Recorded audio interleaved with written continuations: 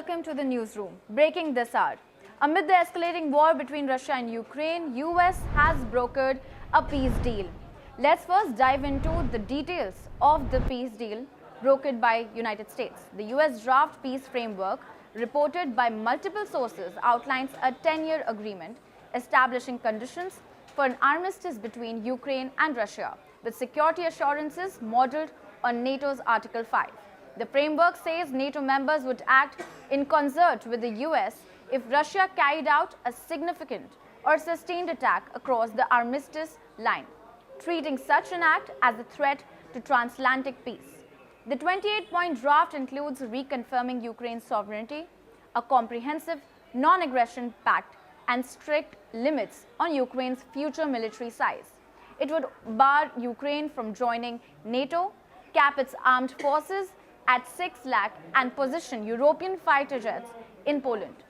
Ukraine would also receive security guarantees, access to EU markets, and a major reconstruction package funded partly through frozen Russian assets, while Russia would gradually be reintegrated into the global economy.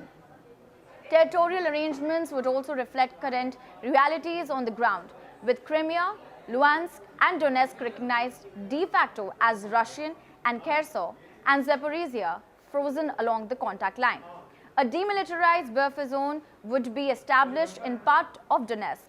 Both sides would renounce altering borders by force, while humanitarian exchanges, nuclear safeguards, and education reforms are built into the pact. Elections in Ukraine would be held in 100 days. All sides would receive wartime amnesty, and a board of peace, chaired by Donald J. Trump, would oversee the compliance. A ceasefire would also take effect once both sides withdraw to designated positions.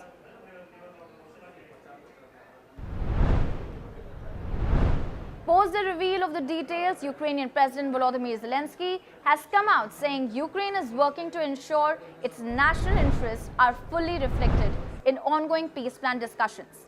He warned that the coming days will bring significant political pressure and that the next week is expected to be particularly difficult for the country. Zelensky further urged the parliament and government to act together in a coordinated effort, stressing the importance of unity as negotiations intensify. He has also reassured the public that he will not compromise Ukraine's core interests as talks advance.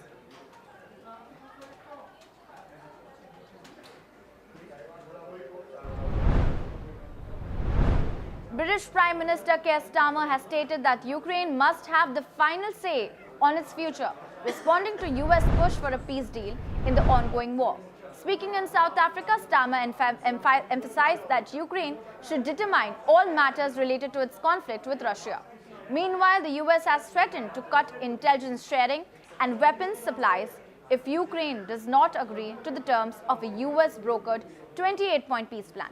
This proposal, which includes key Russian demands like ceding territory and limiting Ukraine's military, has put Kiev under significant pressure to sign a framework by next Thursday. Listen in. Well, it reinforced in me that basic principle that we have to work from where we are to the just and lasting peace. I know that's what President Trump wants, and he's been working to that end. But we must reiterate the principle that matters about Ukraine must be determined by Ukraine. The leaders of France, Germany, and the United Kingdom say that any resolution to the war in Ukraine must fully involve Kiev and be backed by united European and NATO position. In a call with President Volodymyr Zelensky, Emmanuel Macron, Friedrich Merz, and Keir Starmer emphasized that Ukraine must participate directly in shaping any agreement, as the United States continues promoting a peace plan that would require major concessions from Kiev. The three leaders also stated that all decisions affecting Europe's or NATO's security must have the consensus of European partners and NATO allies. Meanwhile, European Union leaders have confirmed that they have not officially received the 28-point US peace proposal aimed at ending the war in Ukraine. European Council President Antonio Costa said that no formal communication has been made regarding the plan. Meanwhile, European Commission President Ursula von der Leyen stated they will discuss the situation with both European and G20 leaders during the upcoming summit in South Africa. Von der Leyen also plans to reach out to Ukrainian President Volodymyr Zelensky to discuss the proposal directly. Listen in. Union has not been communicated any plans in official matter. That it makes no sense for me, for us, to comment at this point. We will continue to support Ukraine, as we've done before. Ukraine can count on us because this is not only an aggression against Ukraine, but it is an aggression against the principles of the UN Charter. It's on European soil, and therefore we will support Ukraine for as long as it takes. Meanwhile, in Kiev, residents are expressing skepticism over US proposed peace plan aimed at ending the war with Russia. The plan, which would allow Moscow to retain occupied territories and gain additional land currently held by Ukraine, has raised concerns among many in the capital. Ukrainian President Volodymyr Zelensky has acknowledged the proposal, stating that Ukraine is working on it. However, he emphasized that any potential agreement must guarantee a dignified peace for Ukraine, reflecting the delicate balance Kiev seeks between ending the conflict and maintaining its sovereignty. Let's in fact listen in to what the Ukrainian president had to say. Ця програма має хоч якимось чином враховувати інтереси України. І тому що якщо брати в тому вигляді, в якому вона є, то це дійсно якби такий майже напрямок капітуляції. Хоча в будь-якому випадку Україні треба йти до миру, треба припиняти війну в будь-якому випадку. Я думаю, моя думка така, що там Трамп і Путін, вони вже договорились. Це же Трамп, як говориться, друзья. Он же сам сказал, что мой лучший друг это Путин. Понятно, что для Украины ничего доброго не светит. А нам просто надо воевать, бороться, больше ничего такого. Відбувається, мені здається, це тому, що Трампу там не сидиться на місці. І насправді йому для свого народу треба тримати марку, треба тримати вигляд. Він пообіцяв, що він закінчить війну, і він дуже старається це зробити. І якими шляхами він це зробить, йому, в принципі, все одно. Головне, щоб це відбулося якнайшвидше. Now shifting our focus to Middle East, Palestinians in the West Bank town of Huwara near Nablus are surveying the damage after a violent attack by Israeli settlers, which left several cars burnt and property destroyed. The Israeli military confirmed soldiers responded to reports of rock throwing and arson, but made no arrests. Palestinian residents, including Mohammed Uday, a local car repair shop owner, have expressed frustration over the ongoing violence. Prime Minister Benjamin Netanyahu condemned the attacks, calling the perpetrators a small extremist group and vowed to hold them accountable. Let's in fact listen in to what the Palestinian farmer whose car was burned down in the incident had to say. هذا المشطب مشطبي وأنا اللي بعيل أولادي من وراه. امبارحيات المغرب على 7:25 كان تواجد للمستوطنين على الشارع اللي صار فوق على الشارع، وكانوا يكسروا السيارات والكاميرات وبتثبت هذا الحكي. هذول الجماعة نزلوا من بين الزيتون، اجوا ولعوا هذا المشطب وسحبوا حالهم وطلعوا على الشارع الرئيسي. ثاني ما خلونا نطلع نصيب حبة زيتون، فإحنا ويننا الزيتون اللي هم منعونا نلقطه مشان نقدر نكوت أولادنا، والمرحلة الثانية إنه هنا بخربوا علينا ونزلوا حركوا المشطب، وزي ما أنتم شايفين امبارحيات 4 أطفائيات اللي قدرت تثبت الموضوع وتقدر إنها تسيطر على هذا الإشي. Now news updates coming in from Taiwan. Taiwan has removed all remaining import restrictions on Japanese food products that were put in place after the 2011 Fukushima Daiichi nuclear accident. The Health Ministry announced on Friday that the decision takes immediate effect, ending requirements for radiation testing reports for foods from Fukushima, Gonma and Chiba, as well as ending certificates of origin for all Japanese food imports. The ministry said that the move followed a public consultation process in which no opposition was recorded. Taiwan had gradually eased its Fukushima-related restrictions over the years, and this final step means all food products produced and distributed in Japan are now permitted to enter Taiwan. Breaking news coming in from Vietnam. Persistent rain and floods have reportedly claimed at least 41 lives in central Vietnam. Rescue teams are continuing the search for 9 people that still remain missing. More than 52,000 homes have been submerged and 500,000 households and businesses are without power. According to official authorities, tens of thousands of residents have been evacuated from the most affected areas. Now, rainfall has exceeded 1.5 meters in several regions over the past 3 days. Moreover, houses in Jialea are under water, while rescuers have evacuated stranded people in Can Hoa. Flood victims also face several challenges, including lost belongings, damage to their homes, and having difficulty in accessing food and clean water. Listen in. Mình dọn ở đây nói chung em mệt quá, mình mới ngồi mình nghĩ là thấy nước nó đứng là bắt đầu tự nhiên đâu cách 5 phút sau là nó ở ngoài nó trào vô rất nhanh, nó trào vô không, nói chung là không có trở tay gì kịp nữa. Now let's shift our focus to news updates from Asia. An Indian Tejas fighter jet crashed in flames during an aerial display at the Dubai Air Show earlier today. Visitors described the incident as terrifying, noting the pilot was experienced and the crash shocked the crowd watching the display. Listen in. It came out, it was performing a negative G maneuver, and the way he recovered, to be honest, and he was already pretty low at that point. So, and then he recovered and he went straight into the ground, like beyond shocking. Also, there was like complete silence. I think people just didn't understand what happened. A huge fireball after that. And yeah, extremely shocking. I mean, I've never felt this feeling ever in my life. The feeling is it's a really terrible feeling because you know it's experienced pilots. It's long life as pilots, like 20 years. When you know it's a family on the back, it's only one pilot.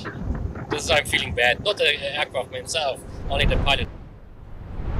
Dubai emergency teams responded to the scene and managed the situation. Moreover, the Indian Air Force has now stated that it is setting up a court of inquiry to investigate the cause of the crash.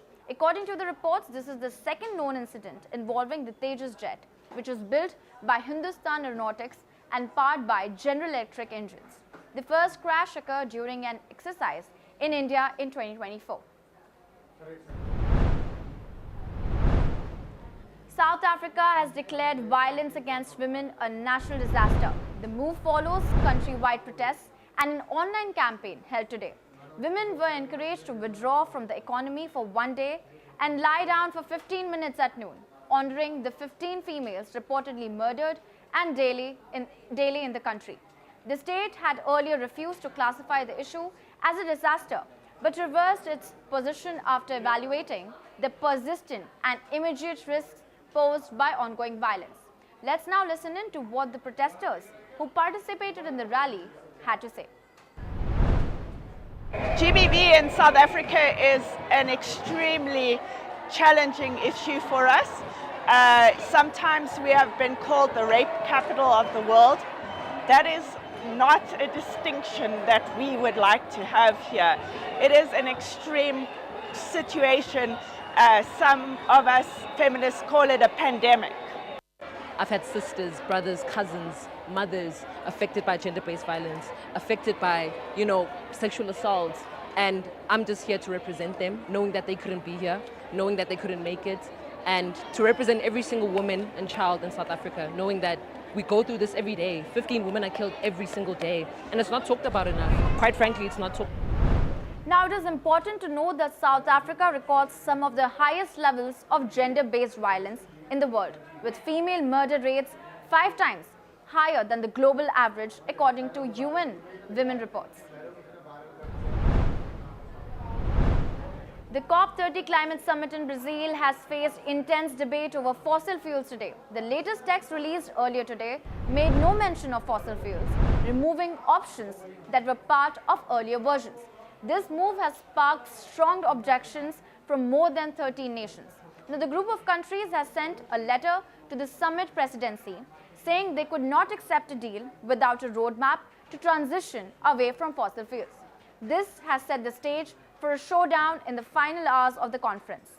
Interestingly, the final draft has still proposed tripling global climate finance by 2030 to help nations adapt, but they did not clarify whether the funds would come from wealthy countries, developed banks, or the private sector. Negotiations have been contentious with oil producing nations, including Saudi Arabia, pushing back against any fossil fuel phase out. But developing nations have expressed concerns about the deal's limited attention to finance and support issues. Supporting countries including France, Germany, Spain, and the UK warned that the draft in its current form has failed to meet minimum conditions for a credible COP output. High-profile officials and leaders have attended the public plenary to discuss the draft. Let's listen in to what they had to say. It is not a serious basis for negotiations. It fails the Amazon, it fails science, it fails justice, and it fails the people we are here to represent. It simply cannot be legitimized. There is no mention of fossil fuels phased out, or phased down, or deforestation. Nothing. This COP is even failing to repeat language already agreed in previous years and under the global stocktake. Failing to name the causes of the climate crisis is not compromise, it's denial, it's criminal. In this moment we reject that, and we also ask the parties to reject that and do the responsibility that they have in this moment. We cannot finalize this COP without this only words. We need real plans, real roadmaps to continue working together to achieve a real mutirao, as the President is saying. We agreed 2 years ago that we are going to transitioning away from fossil fuels. And we have not done that. Not only we have not done that, emissions are still growing. NDCs are showing us that there is a pathway towards decreasing emissions. It's not enough because we're going to overshoot. And hence, we have to act on those decisions that we took yesterday. And it's a bit disencouraging to hear that, that there are still many countries that, although they signed up for transitioning away, when it comes to act in consequence to that commitment, they don't want anything to know about. The EU's climate chief has warned that the UN climate summit could end without a deal after COP30 host Brazil proposed an agreement that does not include a roadmap away from fossil fuels. The European Commissioner for Climate called the current draft unacceptable and expressed disappointment with the lack of ambition or mitigation. More than 30 countries, including wealthy nations, emerging economies, and small islands, state had warned in a letter to Brazil that they would reject any deal that did not include a plan to move away from fossil fuels. Now, consensus is needed among the nearly 200 nations at the UN climate talks to land an agreement. NGOs also have rejected the draft deal, with Greenpeace urging nations to send it back to the Brazilian chair for revisions. Divisions remain not just over fossil fuels, but trade measures and finance for poorer nations to adapt to climate change and move to a low-carbon future. Listen in to what the European Union Climate Commissioner had to say. President Lula, and we are fully on the same page as he is, has called for hugely more ambition in terms of mitigation. The NDCs fall well short. So the main task the world has is to drive for more ambition. And if you add that all up, and you then look at the text that we now have in front of us, I mean, how can anyone who is reading that across the world not be deeply disappointed? As we continue to track more news updates on COP30, France has said that Russia, Saudi Arabia and India, along with many emerging economies, were the main obstacles to a COP30 deal on phasing out fossil fuels. German Environment Minister Carsten said that the latest draft deal, unveiled by COP30 host Brazil, cannot remain as it is and warned that the negotiations will be tough on the last day of the UN climate talks in Belém, Brazil. Brazil's President Lula da Silva has put his support behind the call for a global roadmap away from coal, oil and gas, which are the primary drivers of global warming. But the proposal is opposed by a group of mainly oil-producing nations, and consensus is needed among the nearly 200 nations at the climate talks to land the agreement. Here's what the French Environment Minister had to say on the deal. Alors, ceux qui bloquent le plus, on les connaît tous, hein, ce sont les pays pétroliers, bien évidemment, la Russie, l'Inde, l'Arabie saoudite, mais rejoints par beaucoup de pays émergents. Et vous avez des pays qui étaient plutôt avec nous au départ, mais au fur et à mesure que le temps passe, je pense en particulier aux petites îles, en réalité elles se disent bon bah si on a du financement pour l'adaptation, bof, à la limite on peut vivre sans un texte sur l'atténuation. Oui, enfin au point où on en est, même si on n'a pas la feuille de route, mais qu'on a au moins une mention des fossiles, je pense qu'on accepterait. Mais là, au stade où on n'a plus rien. Now let's shift our focus to Thailand. Miss Mexico Fatima Bosch has been crowned Miss Universe at a ceremony in Bangkok, marking the end of an exceptionally scandal-filled pageant season. The 25-year-old contestant had walked out of an event earlier in November after a Thai official publicly berated her in front of dozens of contestants and threatened to disqualify those who supported her. That dramatic turn was followed by a week later by the resignation of 2 judges, one of whom accused organizers of rigging the competition. These come as one of the world's longest-running beauty pageants faces questions of its relevancy and a declining audience. While many Mexicans celebrated her victory, as did others who had applauded her walkout, but some have also wondered if organizers gave the crown to make up for the earlier scandal. Let's in fact listen in to what Fatima had to say about her win and how others are reacting to it. I would like people to remember me as a Miss Universe that wasn't afraid to be herself. That I believe always in the power of being authentic.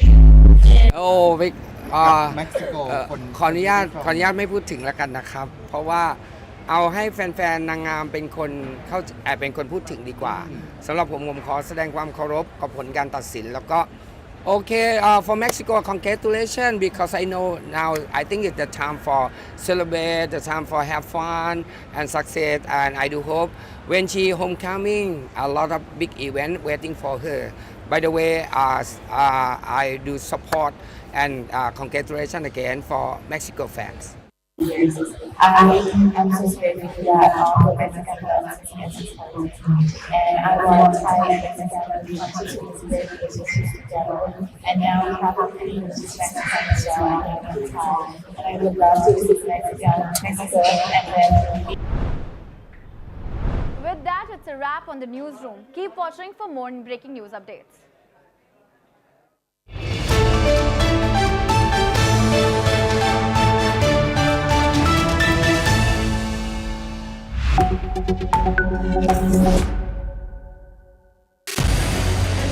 What we can do